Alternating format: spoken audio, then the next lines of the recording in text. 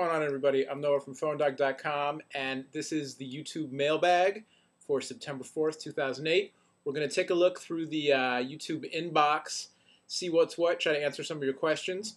A couple things before we get to it. Number one, thank you for all the questions and comments and messages and fan mail and non-fan mail. You know, with criticism's good too.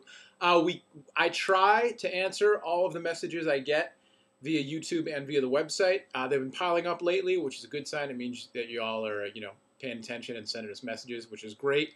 But if you sent a message and I haven't responded yet, please, my apologies and hang in there. I try to get to all of them. Sometimes it takes a while. And that being said, we're not going to do every message, every question here on the mailbag, but try to pick a few that we think, will get information out that lots of people are interested in, or, are particularly interesting or funny, or what have you. So keep the questions coming. You can send them to the YouTube channel, youtube.com/PhoneDog, or you can send them to the website, infodog@PhoneDog.com, or just go on PhoneDog.com and you can sign up. You can get our newsletter. You can send your questions and emails that way as well. Don't post them in the comments on the videos, because those I can't get to reading all of them. But send them through the YouTube inbox or the website inbox, and we'll get to them the best that I can. That being said, let's get to it. What do we got here?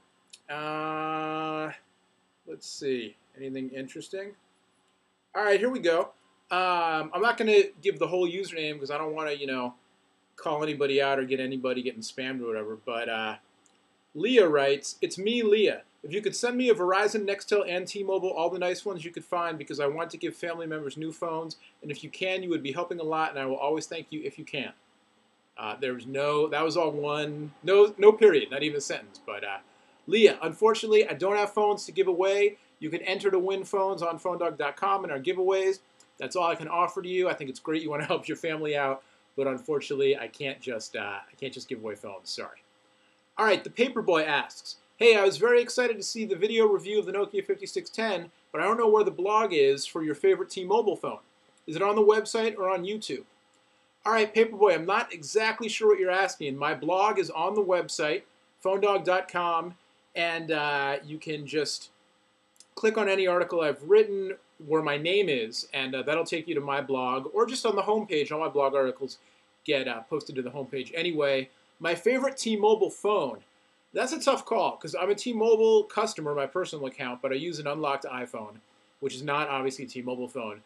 You might have been referring to, there's a T-Mobile phone that I saw a preview of that'll be out later this year that I think is the best T-Mobile phone I've ever seen in person. I'm not allowed to talk about what it is, but if you hunt around the web, you should be able to figure it out. It's not the Android phone. I'm also psyched to see the Android phone. Haven't yet seen that in person. Hopefully next week at CTIA, I'll be able to check that out. I got an appointment with the HTC people. I don't know what they have in store, but I'm hoping we'll get to see the Dream, the Android.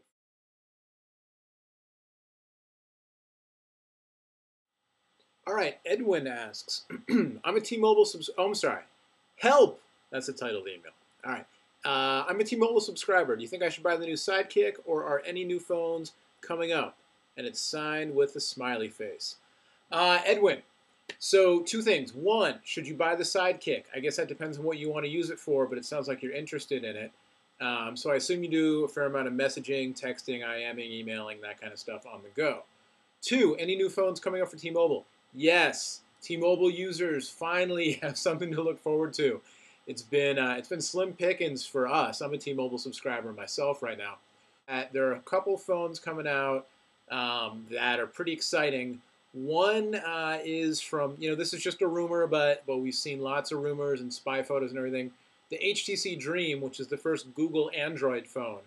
That should be coming out as early as later this month, although we're not sure, but hopefully before Christmas time, in time for that holiday shopping madness nonsense. But that will run Google's new Android mobile operating system, which is pretty interesting, should be pretty exciting. HTC made, looks like it'll have a touchscreen and a sliding touchscreen with a QWERTY board underneath, kind of Sidekick style. So that might be worth waiting to check out. There's also a phone that I've seen in person, but I'm not allowed to talk about because I signed an NDA agreement. But it's a high-end, it's not a smartphone, but it's a high-end phone that if you've been jealous of a certain phone that gets a lot of press and some people are tired of, and is only available on AT&T, and is made by a company who's named after a fruit. I think you know what I'm talking about. If you're jealous of that phone and you're on T-Mobile, there's a phone coming out that you might want to, hang around and check out. It's not like a copy of that, but it's similar in style and has some pretty high-end specs. Pretty exciting. I'm kind of psyched for that one. A couple other rumors about a Motorola camera phone, high-end camera phone. And a long time ago, there was a rumor about the LG Vuity coming to T-Mobile. That never happened. LG just announced the Vuity 2. They're not calling it that, but it's the Vuity follow-up. It's got an 8-megapixel camera, touchscreen.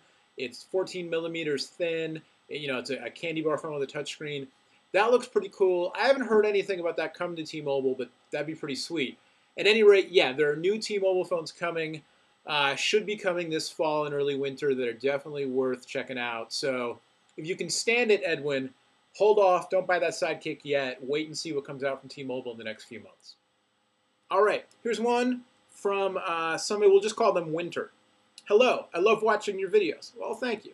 They're very interesting and cool. Well, so's your email so far. I was wondering right now, I have the Venus, but I'm getting a new phone and I was definitely thinking about the Voyager. I saw the video when you graded the Glyde NV2 and the Voyager, and you mentioned that there will be a Voyager refresh coming out. Should I wait for that? What will the difference be between the original Voyager, etc., etc.? Thanks, and I would appreciate it if you message back. Thanks a million. All right, well, thank you a million for the question. The Voyager refresh I was talking about is an update that just came out along with the Voyager Titanium. So basically, there's two things. There's a software update to the old Voyager you can get, and then there's a new phone, the Voyager Titanium. Now, the new Voyager Titanium, which I just did a video on, is basically the old Voyager with a different color plus the software update. So you don't have to go out and get a new Voyager if you have the old one. You can get the software update for free. The software update basically adds two things. Support for VCAST with Rhapsody, which is Verizon's VCAST music system, but now they support Rhapsody. So if you have a Rhapsody account, you get your subscription-based music through Rhapsody. You can play those tracks on your Voyager. And then also support for visual voicemail. Verizon now offers visual voicemail, but it's extra. It's $3 a month extra. So just because you get the software update or the Voyager Titanium, it supports visual voicemail, but you still have to pay the $3 a month extra to use the visual voicemail service. I hope that answers your question. I was, kind of hoping maybe for a brand new Voyager, but nothing like that, at least, not yet. So there you go. All right, let's see. Someone who we'll call, oh, nice, it's a drummer. All right, Ironcobra, we'll leave it at that, but you know who you are. I'm a drummer also, so there you go. I like the picture there of the China symbol. Question about iPhone 3G. I will be picking my 3G up, 3G up within the week. I got all excited, it's a drummer. And I had a question about the AIM to SMS.